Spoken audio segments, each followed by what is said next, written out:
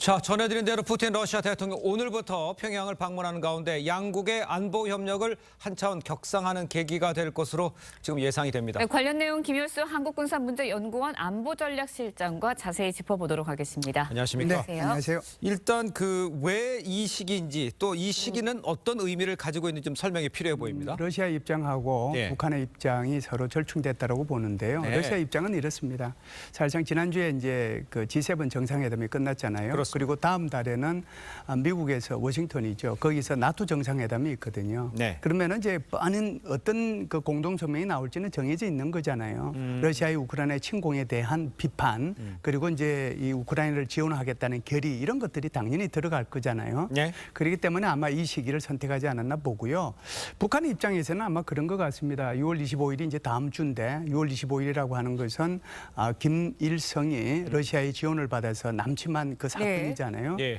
그렇기 때문에 북한의 입장에서는 러시아가 이 북한의 건국도 결정적으로 지원했지만 남침의 결정적인 이제 지원 역할을 했기 때문에 아마 6월 25일을 요구했던 것 같은데 이런 러시아와 북한의 날짜 조율이 아마 오늘과 내일로 이렇게 결정이 되지 않았나라고 보고요. 네. 두 번째는 지금 이제 질문하신 것처럼 의미는 이런 겁니다. 24년 만에 지금 푸틴이 가는 거잖아요. 네. 그렇다라고 하면은 지난 이제 24년 동안 북한과 러시아 사이에 별 그렇게 중요하게 뭐가 오고 갈 얘기가 없었다는 거죠. 그러니까 우크라이나 전쟁이 터지면서 러시아는 북한을 필요로 했다라고 보는 거거든요. 예. 그만큼 이제 지금 현재 시점에서 보면 두 나라가 서로가 필요로 하는 그런 시기이기 때문에 그래서 24년 만에 방북하는 게 아닌가 이렇게 봅니다. 네, 조선중앙통신도 대대적으로 방북을 선전을 했고요. 김정은 국무위원장 네. 북러관계 우위를 강조하기 위해 성대한 환영 행사 열릴 것이다 네네. 라고 예상이 되고 있습니다. 저희가 어떤 부분에 좀 주목해서 봐야 할까요? 제가 이제 북한의 김정은이라면 두 가지를 아마 보여주고 싶을 거예요. 하나는 푸틴 대통령을 열렬히 환영한다는 거고요. 두 번째는 우크라이나 전쟁을 수행하기 위해서 우리가 러시아에 줄 수 있는 무기가 이 정도 있다라고 하는 걸 네. 보여주는데 아마 방점을 둘 겁니다. 예. 그러면 열렬한 행사는 이제 어떤 식으로 진행이 될 거냐 하는 거죠. 아마 이제 순환 공장이 내리면 순환 비행장이 내리면 거기서부터 평양 들어갈 때까지 아마 평양 시민들 다 동원할 거예요. 그래서 아마 엄청난 열렬하게 이제 행사를 하겠죠. 예. 지금 그리고 이제 두 번째는 김일성 광장에서 방송 장비를 위한 그런 어떤 가설대들이 예. 설치되고 있는 것이 인공위성에 포착되고 있지 않았습니까? 네네. 그러면은 그곳에서도 환영식을 하지만 열병식을 우리가 보던 그런 대규모의 열병식은 아니라고 하더라도 네. 적어도 북한이 러시아한테 보낼 수 있는 무기 위주 그런 열병식을 소규모로 할 수도 있겠다. 그리고 이제 그쪽을 통해 가지고 이제 대대적인 이제 환영 행사도 같이 이루어질 수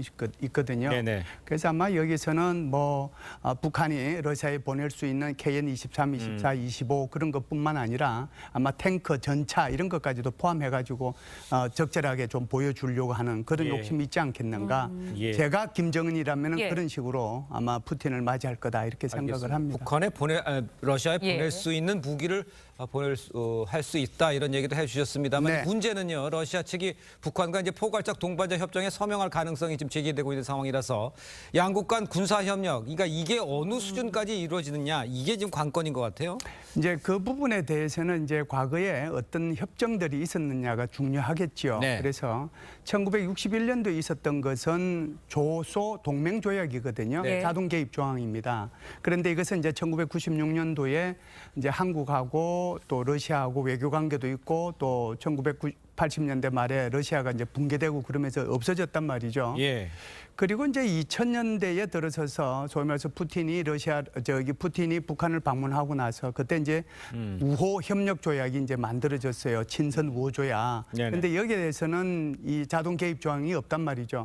그러면은 지금 질문하신 것처럼 이번에 나올 수 있는 협정이나 어떤 조약이 첫 번째 거와 유사할 거냐, 두 번째 거와 유사할 거냐의 문제잖아요. 네. 그래서 제가 볼 때는 아마 자동 개입 조항이 들어가면 이건 아주 심각한 문제가 있기 때문에 예. 그쪽까지는 아마 가지 않을 것이고 두 번째에 좀 버금가는 것으로 가지 않겠는가. 그렇다라고 하면 2000년에 그런 합의했던 그 조약보다 조금 더 발전된 그런 조약, 그게 포괄적 협력 관계라든지 전략적 협력 동반자 관계라든지 그 명칭을 어떻게 붙이든지 간에 조금 더 진전된 모습, 그런 정도의 조약이나 협정이 체결되지 않겠는가 이렇게 봅니다. 진전은 되지만 자동 개입 그렇게까지는 안 간다. 제가 아마 거기까지 가면은 그건 아주 심각한 문제가 그렇죠. 있을 거라고 알겠습니다. 생각을 합니다. 예. 네, 그런가 하면 지난번에 이제 북한이 군사정찰 위성을 발사했을 때 러시아의 기술이 좀 이전된 것으로 그렇죠. 전해졌었잖아요. 근데 러시아가 핵미사일 핵심 기술 북한으로 이전해줄 가능성 있느냐, 여기도 관심이 굉장히 많이 쏠리고 있습니다. 네. 러시아가 그렇게 되면 어쨌든 국제사회에서 금지하고 있는 선을 넘게 되는 거거든요. 어떻게 예상하시나요? 아마 이제 그 북한이 바라고 있는 것은 이제 많겠죠. 우리가 이제 이만큼 총포탄을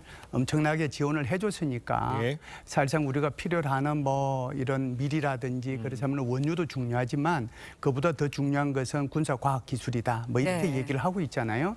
그러면은 이제 ICBM 같은 경우에는 대륙간 탄도미사일인데 거기에 재진입 기술이라든지 다탄두를 이제 탄도 한 개만 가는 것이 아니고 다탄두를 탑재할 수 있는 기술이라든지 또 이제 북한이 추진하고자 하는 것은 핵 추진 잠수함이거든요. 그런 데 대한 이제 기술들을 이제 요구를 하겠죠.